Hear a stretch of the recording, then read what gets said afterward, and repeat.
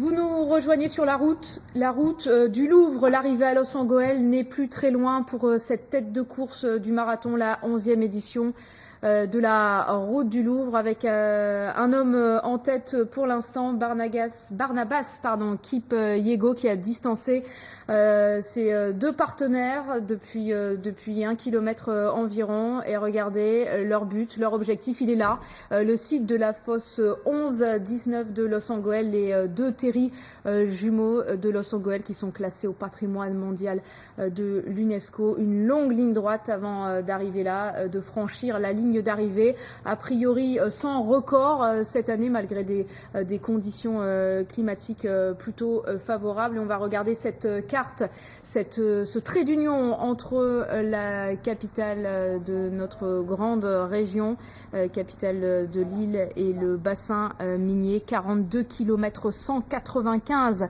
entre l'île et Los Angeles pour ce marathon qui traverse le Mélantois, qui traverse les Web pour arriver sur le bassin minier, le semi qui a été passé à hauteur de la jolie petite ville de Don. Voilà pour ces coureurs à qui il reste 6 km maintenant, Marie-Cécile, et on va voir les temps forts de ce marathon. Départ donné à 9h30 ce matin, avenue Le Corbusier à Lille. Beaucoup d'impatience pour ces 4000 coureurs au total, 2500 en individuel, 1500 en relais de 2, en relais de 4. De très très belles images de cette masse de passionnés de course à pied. Alors ce sont des gens qui sont quand même très très bien préparés, des élites, des coureurs régionaux déjà avec un bon palmarès, et puis il y a quand même des amateurs pour qui ce marathon de la route du Louvre est un premier challenge, un premier défi pour se lancer dans la course à pied. Ils mettront peut-être 5 heures pour arriver, mais peu importe la souffrance, peu importe le chronomètre, l'important est de prendre du plaisir, de participer à cette grande fête populaire. Vous voyez, on a sorti les géants, on traverse de magnifiques paysages, le tout sans pluie et quasiment sans vent, et c'est bien là l'important.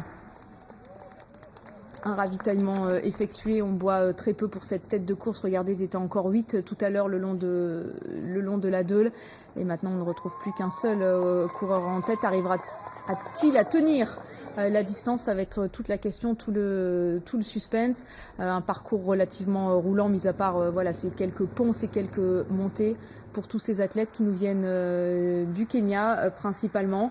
Vingue, le lieu de rendez-vous de fête, qui a vu la tête de course passer à une allure très très rapide et qui attend maintenant le flot de marathoniens qui sera là dans une demi-heure, dans 1 heure, dans 2 heures peut-être. Ça va être la fête toute la journée, et c'est bien là l'important sur la route du Louvre. Alors on en parlait tout à l'heure, c'est un défi aussi pour des coureurs qui sont handicapés, parce que courir un marathon, un 10 km quand on est porteur de handicap, et bien c'est encore un défi supplémentaire. On a rencontré Bruno Zelek, qui est un amoureux de course à pied. Bruno qui a eu la malchance de devenir quasiment aveugle du jour au lendemain. Il était passionné de course à pied, il avait dû tout arrêter, et puis il y a eu un énorme élan de solidarité autour de lui pour lui dire: si tu ne vois peut-être plus, mais aujourd'hui tu peux continuer à faire du sport, on va te le prouver, on t'inscrit aux 10 km de la route du Louvre.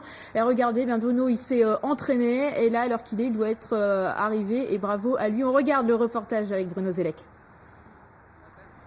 Ce n'est qu'un petit lien, mais un lien si fort de solidarité. Un trait d'union qui a ramené Bruno au sport, à la course à pied et à la vie.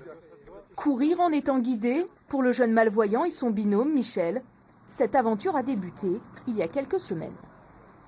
Les premières séances, on l'avait autour du poignet. On a fait 2 séances comme ça, il me semble, là. Puis après, Bruno a eu l'idée, a dit c'est pas très confortable, on est un peu ankylosé au niveau du bras, donc t'avais vu... C'est surtout aussi si jamais l'un d'entre nous viendra tomber, comme ça, si on le met comme ça, si on tombe, l'élastique il peut partir directement, que si on l'a autour du poignet... L'un entraîne l'autre, quoi. Prendre ses marques sur la piste comme dans la rue. Bruno est devenu malvoyant quasiment du jour au lendemain. Une épreuve difficile à accepter pour lui, passionné de vélo, qui travaillait dans une grande enseigne de sport. Aujourd'hui, il apprend le maniement de la canne aidé de son instructeur de locomotion et à éviter les obstacles et tous les dangers de la circulation. Essayez d'écouter un petit peu ce qui se passe autour de vous. L'objectif est évidemment de devenir le plus autonome possible. Ok, qu'est-ce qui manque? Les voitures qui vont devant. Ok, donc il y a une rue Ouais. devant. Ok, je vous donne l'aimant. Essayez de le situer à peu près. Avant, je faisais beaucoup de vélo, beaucoup de courses à pied, de natation. Bon, maintenant, la natation, je peux plus en faire, quoi. Mais là, vraiment, je me sens beaucoup plus confiant avec ma canne et je pense que je vais pouvoir reprendre du sport comme je faisais avant, comme j'aimais bien en faire avant, quoi, en fait. Bruno avait lancé un appel. Il cherchait un compagnon pour courir les 10 km de la route du Louvre. Il a finalement trouvé toute une équipe. En général, c'est 45 minutes la première séance dans la semaine. Après, on fait plutôt 1 heure la deuxième séance. Et bon, ça se passe super bien. On ne fait que parler pendant toute la séance. Donc c'est que vraiment, on se parle de tout et de rien. En plus, on a des points communs. On aime le jardinage, on aime plein de choses en commun. Le RC Lens aussi vient d'en parler, Bruno. Une émouvante chaîne de solidarité qui va l'entourer dans son défi. Courir 10 km en moins d'1 heure et avec le sourire. Voilà, on prendra de ces nouvelles évidemment à Bruno Zellec tout à l'heure pour savoir en combien de temps il a bouclé les 10 km. Oh, mais vous aussi, si vous avez dans votre entourage voilà, un ami, un cousin qui court le marathon, qui court le 10 km, eh bien n'hésitez pas à vous rendre sur notre site internet France 3 Nord-Pas-de-Calais pour découvrir notre page spéciale consacrée à la route du Louvre. Vous pourrez voir en images les arrivées des uns des autres bien au-delà de midi, bien au-delà de l'arrivée des premiers. Vous connaîtrez leur classement avant d'avoir leur petit coup de téléphone pour rassurer tout ce monde. N'hésitez pas à aller sur notre site internet pour nous poser également vos questions. Cap à présent sur le site d'arrivée qui n'est plus très loin pour cette tête de course à Los Angeles où on va rejoindre Caroline Arnold qui je crois est en compagnie d'un des créateurs de ce grand événement populaire, Jean-François Caron. Oui, c'est ça, Jean-François Caron, le maire de Los Angeles. Alors, on sait, d'abord j'ai envie de vous poser une question aux sportifs que vous êtes. Ce marathon, vous l'avez fait 5 fois, c'est ça? Oui. Cette année, on ne court pas? Non, parce que j'ai un gros événement cet été et c'est difficile de faire la course en dedans quand on est chez soi. Et donc je préférais baser mon entraînement, puis ça me permettait d'être avec les bénévoles, de voir tous les dessous de la course, quoi. C'est aussi ça, hein, la route du Louvre, c'est aussi des milliers, des centaines de bénévoles qui se mobilisent, tout un territoire finalement qui se mobilise. Oui, à Los, on a été jusqu'à 250 bénévoles. Toutes les associations sont sur le pont. On a des animations. C'est un événement pour nous, c'est un événement de l'année. Et puis, on a quasiment 30 000 personnes sur la ville. Donc, c'est une fantastique une lumière qui est mise sur notre commune. Donc, toute la population est ravie. C'était ça, hein, l'objectif à la base, à la création de la route du Louvre, c'était faire l'union entre l'île et le bassin minier, et puis mettre ce bassin minier en valeur. Oui. 10 ans après, comment vous voyez l'évolution de cette course? Je pense que c'était un peu fou au départ quand on a lancé ça avec Philippe Lamblin. Mais la symbolique était belle, c'est-à-dire pour une fois on ne va pas aller de Lens à Lille mais de Lille à Lens, réunir les deux départements, on était encore région Nord-Pas-de-Calais. Changement d'image du territoire, on était dans le combat pour arriver à être inscrit au patrimoine mondial de l'humanité. Et puis l'arrivée du Louvre nous a donné une opportunité extraordinaire. Donc la première édition c'était au Louvre et puis maintenant c'est sur ce site qui est patrimoine mondial, qui est beaucoup plus facile sur le Louvre, on était limité en place. Et je pense que pour ces 50 000 personnes, pour tous les participants, il y a vraiment l'idée d'un autre regard sur la région, sur le bassin minier. Et chaque année, on a plus de monde. Donc c'est que ça doit marcher. C'est ça, c'est une réussite à la fois au niveau patrimoine, au niveau mise en valeur, et puis au niveau sportif, il y a énormément de coureurs qui sont inscrits. Ah mais chaque année, on bat nos records. Là, on est à plus de 4000 sur le 10 km. Au marathon, on est à 2500 inscrits sur le marathon pur. Et ensuite, on a les relais, donc on monte à 3003, 3004. Et alors, les randonnées, c'est exceptionnel. Enfin, chaque année, on a plus de monde. Voilà, donc ici, on attend maintenant, on parlait des randonneurs, des coureurs. Maintenant, on attend les marathoniens qui ne devraient pas tarder à arriver. Oui, je vous le confirme, Caroline, il y a un peu plus d'un kilomètre à présent, mais on le disait avec notre consultante Marie-Cécile Michel, c'est peut-être le moment le plus difficile, surtout pour un effort en solitaire, puisque c'est le cas, hein, Barnabas Kipyego est en tête tout seul. Pas beaucoup de vent, mais voilà, ça monte, hein, vous le disiez, Marie-Cécile. Oui, là, on a passé le 41e kilomètre, donc on monte la partie la plus difficile, hein, rue Thiers, rue Léon Blum. C'est vraiment le dernier kilomètre un peu crucial. On est sur une base de 3,09 au kilomètre, hein, c'est encore 19 km/h. On peut passer sous les 2h13. Alors regardez, on voit bien hein, la pente de ces dernières centaines de mètres. La difficulté de garder une foulée avec une amplitude qui vous permet d'aller vite. Là, on tire un peu plus sur les bras, l'organisme est fatigué. Il a donc en point de mire cette arrivée, remporter la course en moins de 2h13, ce qui est encore possible, puisqu'il a réussi à réaliser une course en négative speed, comme on disait tout à l'heure, c'est-à-dire qu'il a réussi à courir la deuxième partie. Plus rapidement. Voilà, plus rapidement au niveau du marathon. Donc il a pris ses responsabilités, il est parti seul depuis une dizaine de kilomètres, il a maintenu l'allure et il va pouvoir donc peut-être nous donner la possibilité de voir moins de 2h13 à l'arrivée. Il faut encore s'accrocher parce qu'on n'est pas encore arrivé. Là on passe sous le petit pont qui nous permet d'atteindre les deux terris jumeaux pour les randonnées. Voilà, donc avec ces fabuleuses... Vous qui l'avez couru, c'est le moment le plus difficile peut-être, ou alors on est porté, on est transcendé aussi par la foule qui... Alors là c'est encore un peu compliqué, vous voyez, parce qu'il n'y a pas trop de téléspectateurs sur les côtés, mais dès qu'il va tourner sur la gauche, il va être emporté par la foule. Là ça va être un moment où on ne pense plus à rien, les jambes courent toutes seules, on essaie de rester concentré. Vous voyez là on rentre dans le parc, voilà, on rentre dans le parc et là il va pouvoir commencer à être aidé par les encouragements des téléspectateurs. Il reste plus que... Oh là, ça va être compliqué, de passer sous la les barre 2h13. Ça va jouer à pas grand-chose, mais ça me paraît un peu compliqué parce que là, on a un peu plus de 400 mètres et on serait pas loin d'un record sur 400 mètres ou sur la fin d'un marathon. Ça me paraît quand même un peu improbable. Donc on a cette fabuleuse fin de marathon avec Kipyego Barnabas, hein, qui est un habitué, solitaire. En solitaire, une belle victoire. Il a pris ses responsabilités, il remporte la course. Non, on n'aura pas moins de 2h13, ça se joue vraiment à quelques secondes. Mais fabuleuse arrivée. Et voilà, c'est parti, les dernières encouragements dizaines de mètres. des publics sous les bravos, parce que énorme coup de chapeau à eux, hein, qui établissent cette performance. Voilà, petit signe au public, il doit être soulagé. Oui, là, le sourire, il commence à esquisser. Voilà, donc Barnabas Kipyego, vainqueur de cette édition 2016 de la Route du Louvre en un peu plus de 2 heures. Oui, très éprouvé. Il a quand même lutté seul. Là, il essaie de récupérer. Alors, il n'arrive pas à faire les préconisations de tout à l'heure, de continuer à récupérer un peu au niveau de l'après-course. Et voilà, le deuxième, je pense qu'on a affaire à Barmasaï, si je ne me trompe.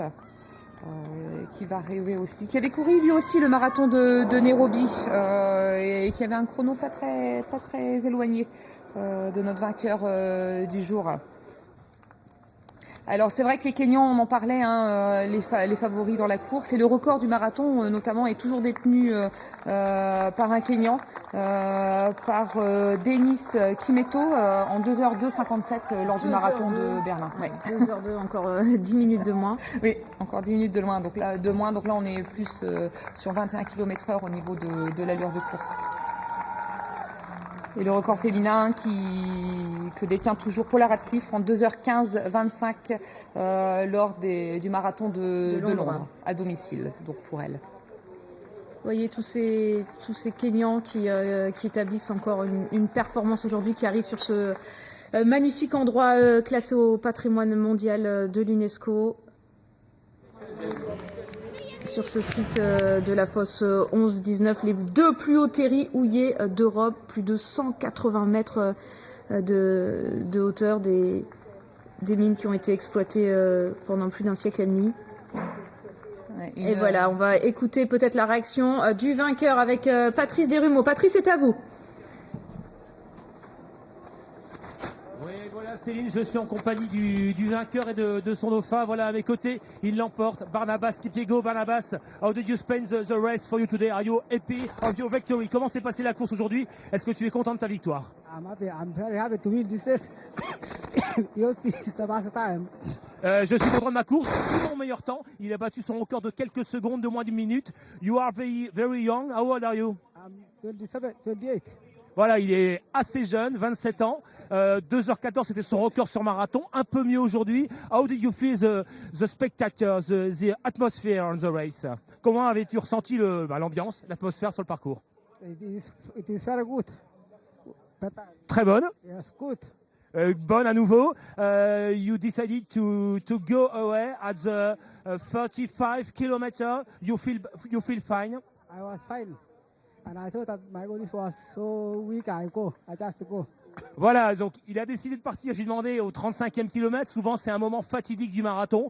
Il se sentait bien, il avait de bonnes jambes et il est parti. The last kilometer is very difficult. Le dernier kilomètre est réputé difficile. The atmosphere was very heavy. Voilà, très dur. The air was heavy. Voilà, c'était très dur le dernier kilomètre, mais avec la victoire, tout se passait bien. Voilà, en compagnie du deuxième, Barnabas, juste à mes côtés, Barmasai, pardon, qui a accompagné le vainqueur. You finish second today. Are you happy? Yes, I'm very happy because I finished second today. Voilà, il est content parce qu'il termine deuxième. You smile today? Yes, I'm very happy because I ran my best time. Voilà, content parce qu'il bat également son record aujourd'hui, 2h15 pour son ancien record, un peu mieux, 2h14 aujourd'hui. All is good for you and the sun is shining. Yeah, the weather was very good. There was no strong wind. The course was very nice.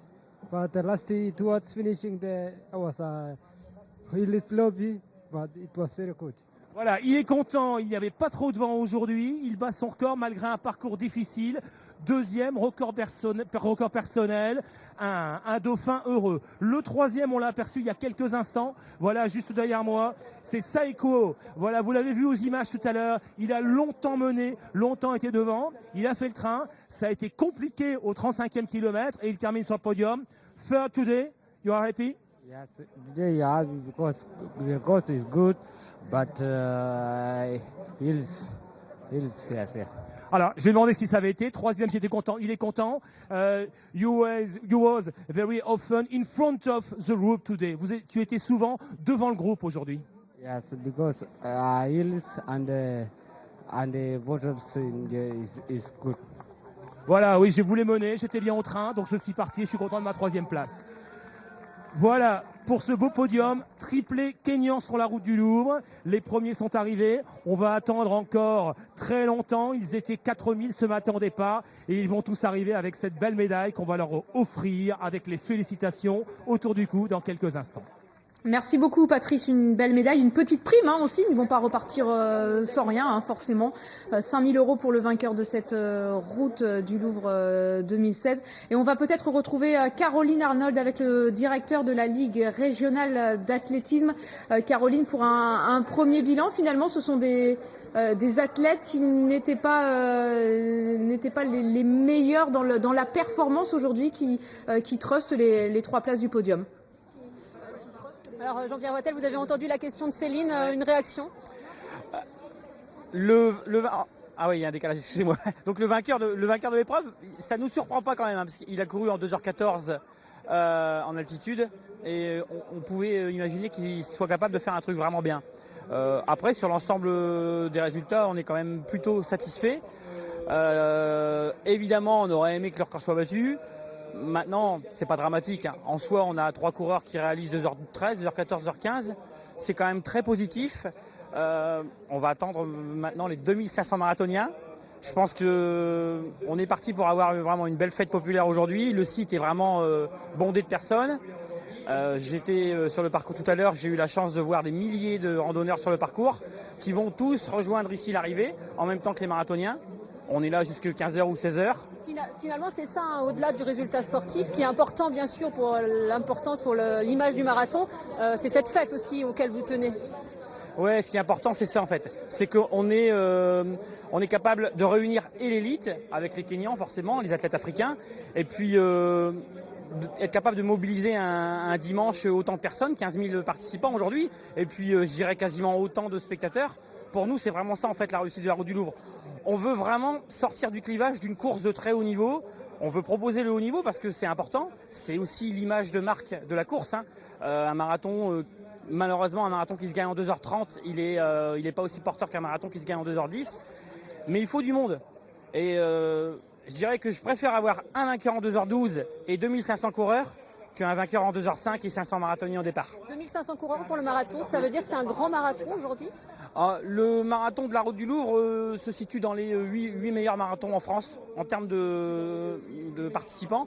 On est loin forcément derrière le grand marathon de Paris et puis le marathon de Nice-Cannes. Mais après, on a 7-8 marathons qui se tiennent avec 2500, 3000 participants. Voilà. Nous, en fait, ce qu'on retient, c'est que notre marathon ne perd pas de participants d'année en année. On était à 2000 il y a 2 ans, 2004 l'année dernière, 2500 cette année. Alors, l'augmentation n'est pas aussi significative et aussi importante que pour le 10 km. Puisque je rappelle que sur les 10 km, on avait 3000 participants l'an dernier, on avait 4000 cette année. Mais voilà, on a toujours un peu plus de monde. Donc ça nous encourage à continuer. Alors, vous voyez, les coureurs continuent ici d'arriver. Il y a beaucoup de coureurs, Jean-Pierre Voiter l'a dit, il y a aussi beaucoup de spectateurs qui attendent maintenant l'arrivée qui de leur père, qui de leur frère, qui de leur mère, qui ont couru le marathon et qui vont arriver un peu plus tard, un peu derrière les élites. Évidemment, Caroline, merci à notre invité. Également, une question pour ces athlètes kenyans. Docteur Vanji, vous qui êtes médecin du sport, combien de marathons peut-on courir par an? En fait, c'est une question d'adaptation. C'est-à-dire que les gens qui vont courir sur des longues distances, habituellement, sont capables de courir des marathons quasiment tous les week-ends. Comme Marie-Cécile Michel, notre consultante qui vise le 100 km, qui fait des sorties dominicales de 42 km quand même. Je tenais à le dire. Donc c'est un petit peu ça. Il n'y a pas de règle immuable. Le tout, c'est de vraiment le faire de manière progressive et de s'adapter à cet effort. Donc après, plus vous allez courir, plus vous allez être capable de répéter des marathons. Le tout, c'est de pas en faire non plus trop souvent si on n'est pas habitué. Et de pas se faire mal non plus. Vous allez avoir beaucoup de travail là dans la dizaine de jours qui va suivre. C'est possible, mais en général, je pense que les gens sont de plus en plus se préparent de plus en plus pour ce genre d'épreuves que sont le marathon. Qu'est-ce que vous leur conseillez comme récupération derrière? Reposez-vous. Repos, plus de course à pied pendant 10 jours. Ouais, c'est ça, une dizaine de jours de repos en général, bien profiter pour faire des étirements, de la récupération aussi, et puis s'aérer, penser à autre chose qu'à la course, puisqu'il y a aussi un stress psychologique pour les gens qui cherchent à faire des performances derrière. Donc penser à autre chose et puis couper pour garder ce plaisir de la course derrière. Le mental joue beaucoup, Marie-Cécile Michel. Il y a le physique, il faut que le physique suive, mais c'est d'abord une question de mental d'établir des distances comme celle-là. Oui, sur des épreuves longues comme ça, on est sur 30 à 40% de mental, surtout sur la fin de course. Et c'est bien de noter justement par rapport à la récupération qu'il y a une espèce de petite dépression du sportif qui peut venir embêter le monde. Parce que, petite chute d'hormones. Voilà, exactement. Comme après un accouchement, vous accouchez de votre marathon et après vous avez une petite chute d'hormones, les endorphines, les endomorphines, etc., qui sont plus au rendez-vous puisque vous ne courez plus, puisque vous vous reposez. Donc c'est pour ça qu'il faut vraiment s'aérer, penser à autre chose, en profiter pour faire autre chose. De la natation, je pense que c'est des sports où on est porté, exactement, où on peut se laisser aller un petit peu et puis reprendre aussi quand le corps le veut, mais la tête, c'est important. Eh bien, merci en tout cas Marie-Cécile Michel d'avoir été notre consultante sur cette 11e édition de la Route du Louvre. Merci à vous, docteur. Bon courage pour la suite, pour prendre soin de tous ces marathoniens, de tous ces coureurs du 10 km. On va se quitter. À présent, vous allez retrouver votre journal présenté par Christelle Massin en Nord-Pas-de-Calais, par Colombine Denis en Picardie. Merci à vous d'avoir fêté, d'avoir suivi cet événement très populaire qu'est la Route du Louvre à nos côtés. Merci à toutes nos équipes sur le terrain, Sergio Rosenstro, Jean-Marc Devret, Caroline Arnold, Claire Chevalier, Bertrand Théry, Frédéric Gilté. Merci à Fabrice Dujardin à la rédaction en chef, à Juliette François, à Christelle Trion. Et voilà, et ça continue, n'oubliez pas, sur notre site internet, ça continue au-delà de midi pour voir l'arrivée notamment des premiers régionaux. Rendez-vous tout de suite sur France3nordpasdecalais.fr.